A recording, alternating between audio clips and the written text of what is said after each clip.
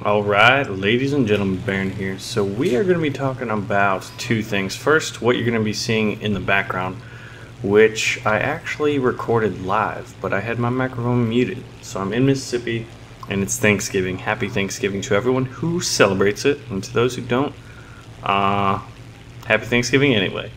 So we're going to be talking about two things. The first of which is this ground challenge, which was probably the easiest one. You just had to get 30 air kills in arcade battle with any of the Russian piston or propeller based aircraft. After that, you're pretty good to go. So, but we're going to be talking about patch 1.37, and there's going to be a lot of new changes. And if you hear stuff in the background, it's because it's Thanksgiving and it's the holidays, and I'm with some friends and family, and they are cooking up a storm in the background. But the biggest change was obviously the progression system. We were used to this grinding system, tier system, 20 different tiers, and now we have 5. So it is going to be a little different. But they have assured us that although it seems different, it will actually require less individual grind to open up new aircraft, and you can actually specify which aircraft you want to unlock next, which is pretty good, as opposed to, okay, I have to get tier 13 and I just get the option to buy these 2 or 3 planes, and it takes a long time to get between 12 and 13, as a brief example. But if you want to hear more about that, just check out the Gaijin's developer diary. So there's a lot of new aircraft, and we're going to be talking about that. The first of which is German aircraft. They get 5 new aircraft, 2 Bf-109s, 2 Focke-Wulf 190s, and then obviously the HS-129B3, which is probably the marquee new aircraft for the Germans, and that is packing a 75mm howitzer and is a designated tank killer. But you get the Bf-109F1, the F2, the Focke-Wulf 190A8, and the Focke-Wulf 190D9. And then you have the Soviets, who get 6 new aircraft: the Yak-9U, the Yak-9UT, the MiG-315, the Polikarpov I-185 M82, the Lavochkin 9, and the Focke-Wulf 190D9, which is a premium plane. So 5 new mainstream planes and 1 new premium. The Americans only get 2 new aircraft, but they have pretty good lineup and pretty good balance for the most part. They get the P400 and the F9 F2, so we get another Panther jet in there, which should be pretty fun. Now Britain only gets 2 new aircraft, but one of them is pretty awesome and pretty unique compared to most aircraft out there right now. They get the Hawker Tempest Mark II and the Hawker Tempest Mark V. The Hawker Tempest Mark V has 2, I believe it's 47mm guns under each wing. So we see planes right now that have 1 powerful cannon. This one has 2, which is going to be interesting. This is obviously a designated tank killer with those 47mm cannons, although it could wreck bombers and would be fun to play in bomber chaos. Now, in previous patches, the joke was that Japan didn't get any love. Well, this patch, at least preliminarily, they get the most new aircraft in 7 new aircraft. They get the A7HE1, which was premium, A6M3 Mod 22 Co, A6M5 Otsu, Kai-84 Hei, Kai-84 Otsu, and the Kai-84 Co, as well as the B7A2, which is pretty good in that it gives the Japanese that good, dive torpedo type bomber style aircraft, which I think is much needed to balance out their tech tree. So that is pretty cool. Obviously there's the new progression system, which is huge, but I think it's for the better. It's somewhat similar in style to World of Tanks system, but it's basically revamped and much better. Custom battles now allow up to 32 people, and there's a new dynamic campaign type style, which allows you to choose the historical period in the campaign. So that allows you to basically say what aircraft can participate and which cannot. Now, let's see. Another thing is custom battles are now hosted by the Gaijin servers as opposed to like my own computer. So there'll be less lag for people to jump in those type things. And let's see. The game names have been changed. Historical battles will now be realistic, and full real will be simulator battles in basically title. There's some changes to the interface. There are changes to the graphics and models, so hopefully the i16s, for example, will be reworked visually, and you just see one tearing it up in the gameplay in the background there.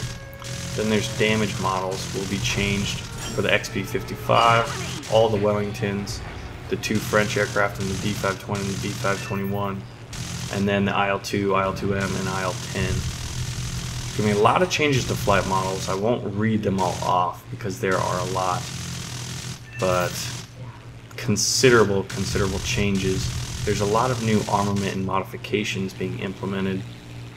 Certain rockets added to the F-86 jets, for example. B-17 bomb bay size corrected. Increasing number of bombs and bomb weights is now calculated correctly for the Americans. There's a lot. I'll put the link in the video description below. Every nation is going to have changes and additions to basically armament and weapon systems available. Now there are going to be new maps, which is pretty cool. We're going to get Defending Stalingrad, Operation Saipan, Ground Strike Foggy Albion, Ground Strike Iron Range, Ground Strike Desert Coast, Domination Sicily. There's going to be added bombing areas for all of the Ground Strike missions, which is pretty sweet.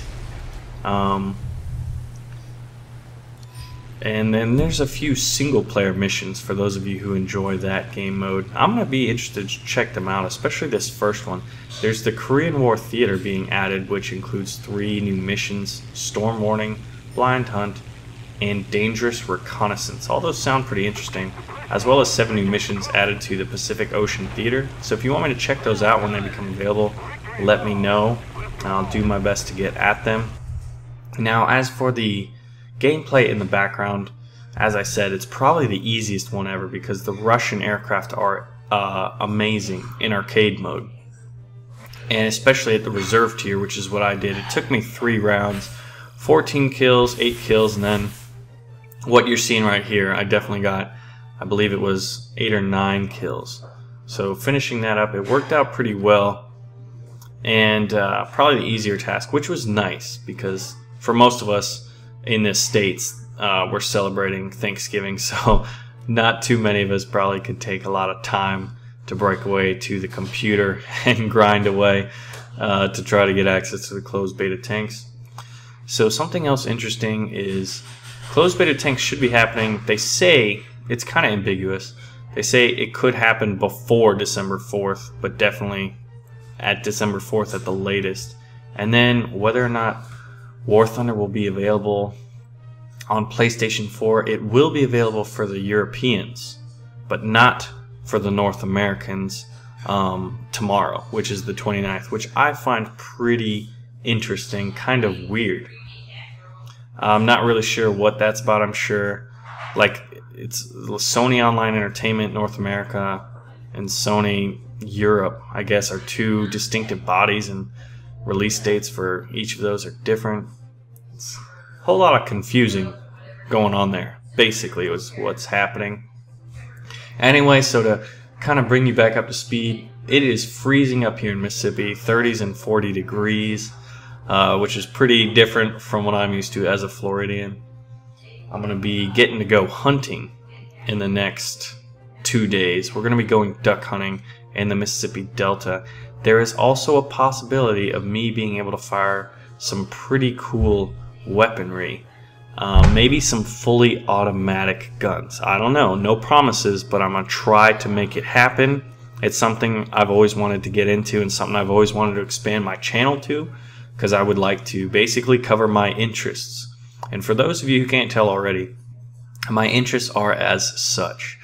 I like video games, I like guns, I like hunting, I like food, and I like travel. So all of those things would be pretty fun to cover, so it's going to be interesting to see, you know, I guess in honor of Thanksgiving, I would like to say I'm thankful for all of you all to help support this channel, to help support me basically give me those kind words and basically keep me motivated, because I mean, it's like anything, every now and then you have those bad days, and usually it's your comments and feedback and responses that kind of re-inspire me and get me back to work making these videos. And it's a lot of fun and giving me great ideas, because that's the thing, I would consider myself a creative person, but I can't think of everything, and I miss a lot of stuff, and that's where you guys come in to basically keep me on track and keep me from missing out on pretty cool opportunities and experiences and ideas for videos.